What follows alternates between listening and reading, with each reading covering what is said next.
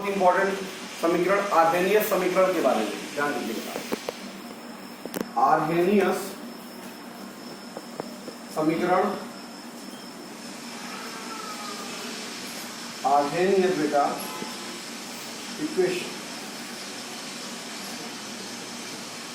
देखो बेटा, आर्हेनियस ने बेटा किसी रासायनिक अभिक्रिया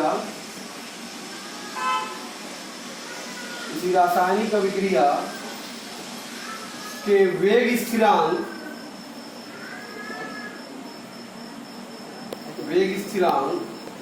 के तथा उसके सक्रियण ऊर्जा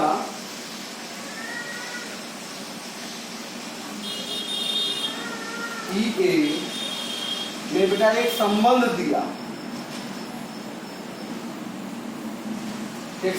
दिया जिसे आर्हेनियस समीकरण कहते हैं।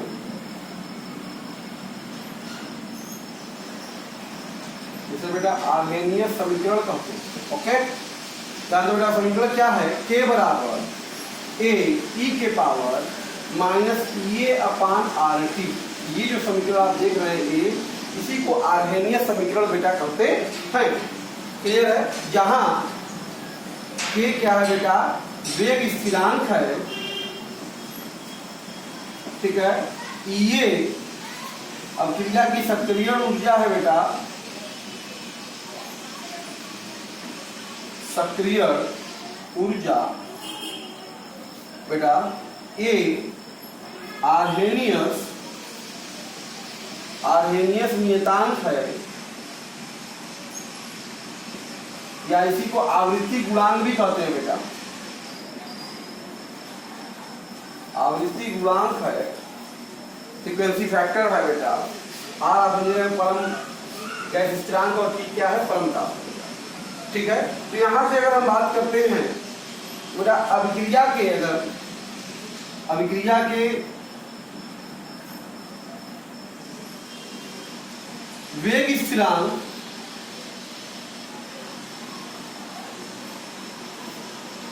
बेटा वह ताप वेग स्थिरांक के वह ताप T के मध्य अगर ग्राफ खींचा जाए बेटा, ग्राफ खींचने पर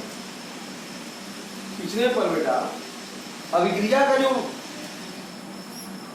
का जो वेग स्थिरांक है बेटा, वेग स्थिरांक बेटा चार घातांकी के रूप में एक्सपोनेंशियल है ना, तो हम पाते हैं कि ये चार घातांकी के रूप में बढ़ता है बेटा। क्या होता है, यहाँ पे अगर हम बात कर रहे हैं K और T में ग्राफ खींच दें तो हमको इस तरह का ग्राफ मिलेगा, ठीक है। ये एक्सपोनेंशियली वास्तव में चार घातांकी के रूप में यहाँ पे देखिए T बढ़ाने पर K का मान क्या होता है बेटा, बढ़ता है। तो ये है इसका वेरिएशन। क्लियर है बेटा।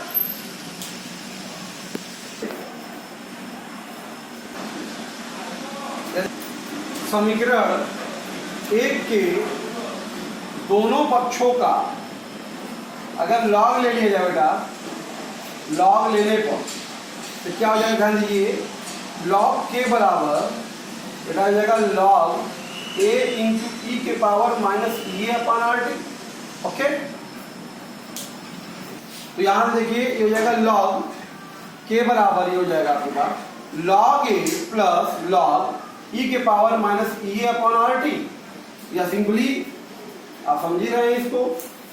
तो यहां से log के बराबर क्या हो जाएगा बेटा हमारे पास, log A minus EA upon RT, या इसी को बेस 10 बदल दें, ये हो जाएगा आपका log K बेस 10 बराबर log A base 10 minus EA upon 2.303 RT। समीकरण नंबर बेटा 2। तो यहां से अगर हम देख रहे हैं, ध्यान दीजिए,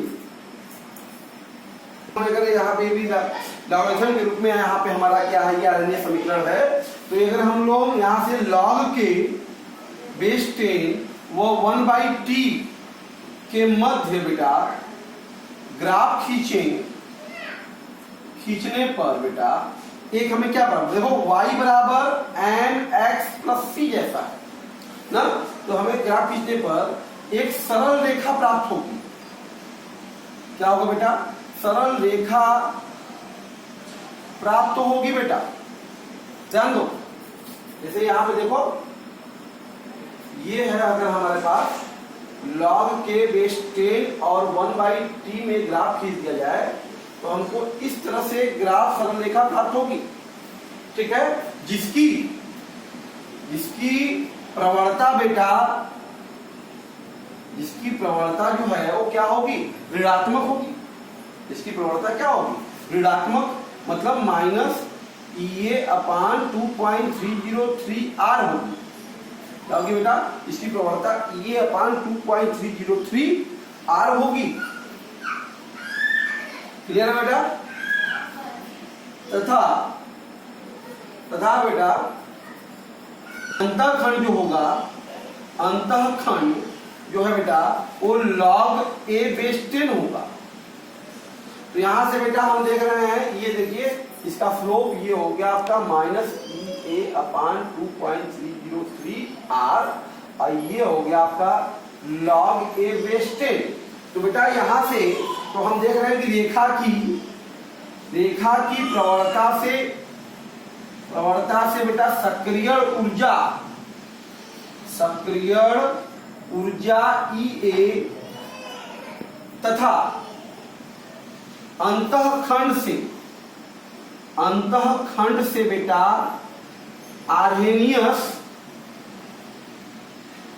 आर्हेनियस गुणांक बेटा A की गणना हो जाती है, A की गणना की जा सकती है, ठीक है बेटा। यहाँ इस ग्राफ की मदद से हम लोग चाहेंगे तो इस रिएक्शन का, इसके लिए ग्राफ ये हमारा समीकरण निकला है, उसकी सक्रिय ऊर्जा ये का मान मिल जाएगा थीटा की मदद से, tan थीटा बराबर, ठीक है। और यहाँ पे काट रहा है वो log a बेस 10 होगा, और उससे एंटी लॉग लेके हम चाहेंगे तो आरएनएस का चारघातांकी जो गुणांक है या फैक्टर जो हमारा ए आरएनएस कांस्टेंट है उसका मान भी हम लोग क्या कर सकते हैं बेटा, निकाल सकते हैं। क्लियर है बेटा। दूसरा तरीका क्या है, देखिए दूसरा तरीका ये है बेटा, यदि T1 ताप पर T1 ताप पर अभिक्रिया का वेग स्थिरांक K1 तथा T2 ताप पर K2 है, तो बेटा ध्यान दो, तो अगर हम लिखना चाहें तो log K1 बराबर क्या हो जाएगा बेटा हमारे पास, log a -Ea/2.303 RT1 समीकरण नंबर 3। इसी प्रकार से log K2 बराबर क्या जाएगा बेटा हमारे पास, log a -Ea/2.303 RT2 समीकरण नंबर 4। अब यहां से अगर हम बात करें ये हो जाएगा बेटा आपके पास log K2 log K1, देखो इसमें घटाएंगे तो कट जाएगा, तो हम क्या मिल जाएगा Ea/2.303 r, ये T1 -1 क्या जाएगा T2, ये हो जाएगा आपके पास। देखिए log K2/K1 बराबर Ea/2.303r into 1/T1 -1/T2। इस समीकरण जो आपके सामने 5 आया है बेटा, इस समीकरण से भी अगर T1 और T2 पर अभिक्रिया के वेग स्थिरांक दिए हैं तो अभिक्रिया की सक्रिय ऊर्जा की गणना की जा सकती है बेटा। तो यहाँ से अगर T1 T2 पर K1 और K2 का मान दिया हुआ है तो हम यहाँ पे हल करके उसी सक्रिय ऊर्जा का मान आसानी से बेटा क्या कर सकते हैं, ज्ञात कर सकते हैं बेटा। क्लियर है। क्रिया के वेग पर ताप का प्रभाव तो हम सामान्यतः बेटा पाते हैं, सामान्यतः हम पाते हैं बेटा कि अभिक्रियाओं का वेग जो होता है बेटा ताप बढ़ाने पर बेटा बढ़ता है, ठीक है, ताप बढ़ाने पर बेटा बढ़ता है।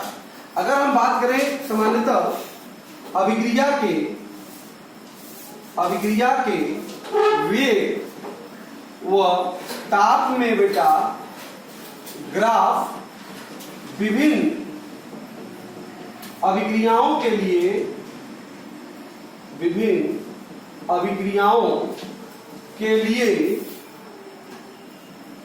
बेटा भिन्न भिन्न होता है। जैसे सबसे पहले अगर बात करें बेटा ध्यान दीजिए, इस तरह से अगर कोई मान लीजिए कि अभिक्रिया का ये दर है और ये समय है टाइम, और ये कोई ग्राफ जनरली है, ये ग्राफ आपको बताता है इससे क्या स्पष्ट है कि समय के साथ धीरे धीरे उसका दर भी बढ़ रहा है। तो ऐसी जो ग्राफ होगा बेटा ये सभी जो है सामान्य अभिक्रिया के लिए ग्राफ है।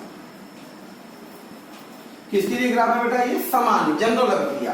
कोई भी जनरल रिएक्शन है, सामान्य अभिक्रिया है, तो उसके लिए हमेशा ताप समय के साथ क्या होगा बेटा, सॉरी समय के साथ टेम्परेचर का वेरिएशन पढ़ रहे हैं हम लोग, तो टेम्परेचर बढ़ाने पे ताप बढ़ाने में बेटा ताप बढ़ाने पर हम पाएंगे क्या कि उसका दर क्या होगा, बढ़ेगा। ये बातें किसकी होगी? सामान्य अभिक्रिया के लिए कही जाएगी। अगर बेटा अगर हम देखें, ध्यान दीजिएगा, अगर मान लीजिए रेट है और ये ताप है, टेम्परेचर, ठीक है, टेम्परेचर, हम इसमें ग्राफ बेटा इस तरह से पाते हैं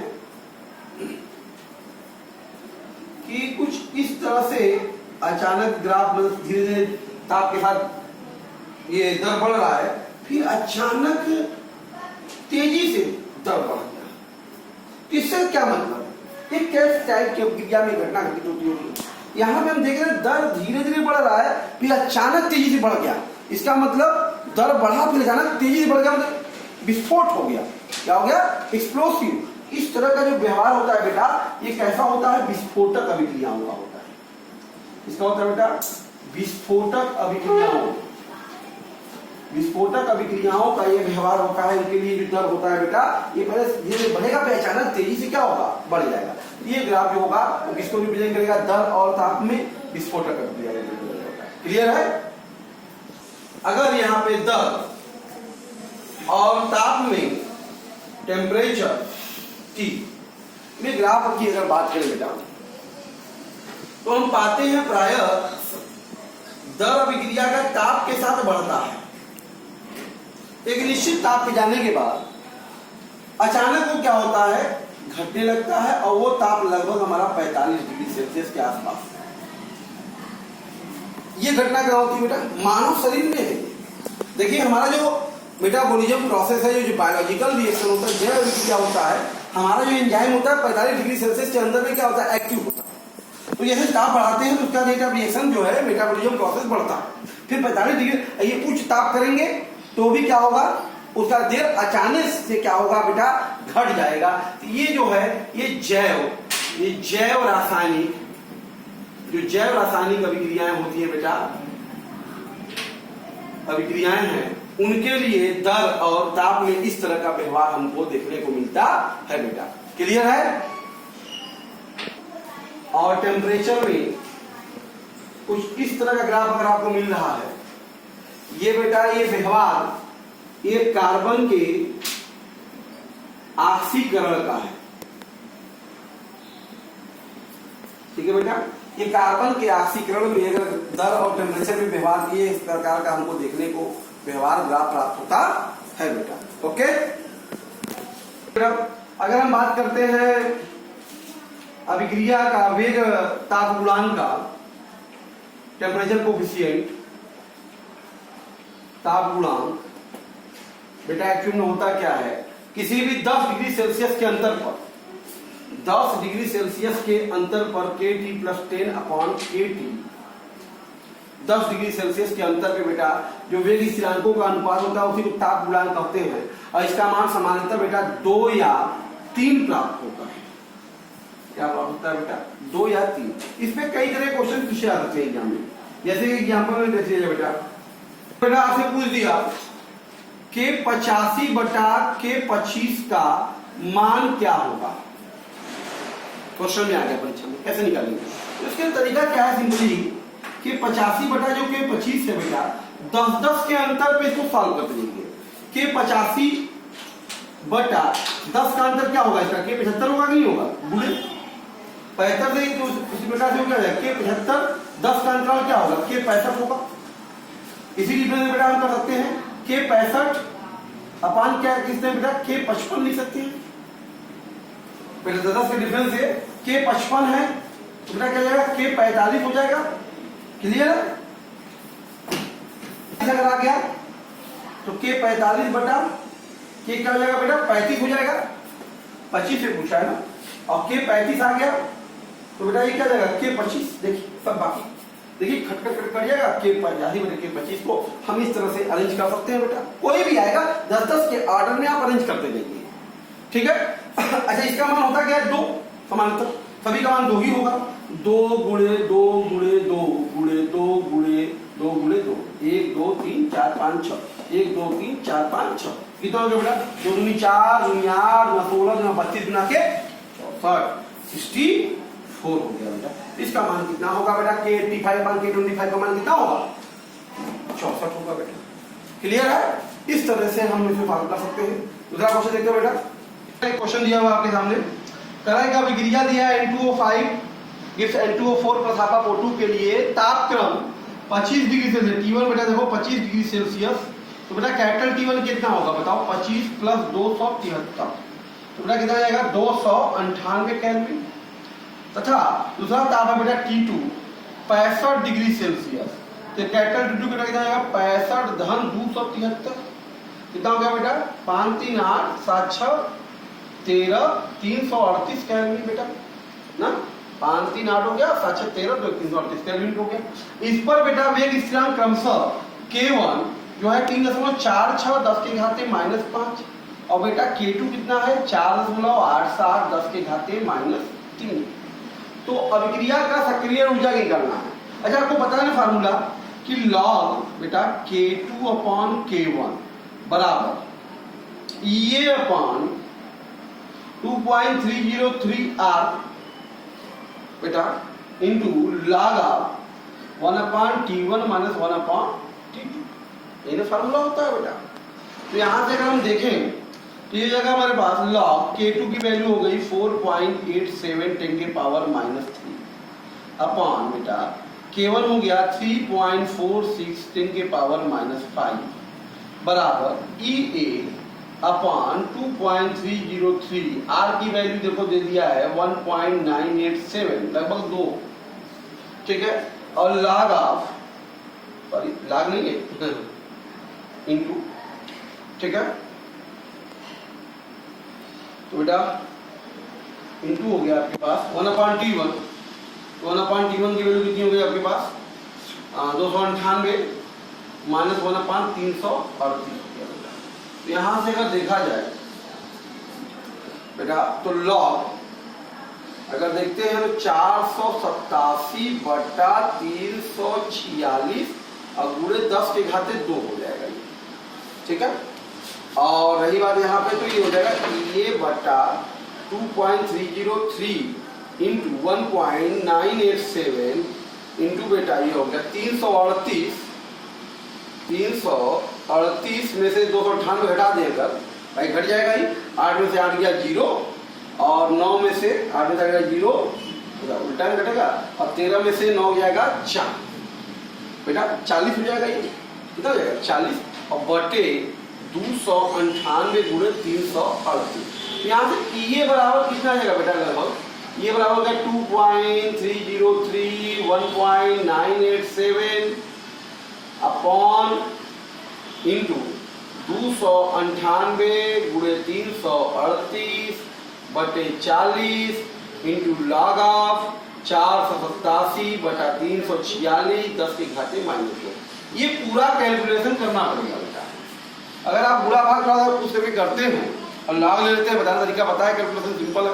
करने के बाद जो वैल्यू आ जाएगी इसकी 8 10 के घाते 3 बेटा कैलोरी आ जाएगा ये।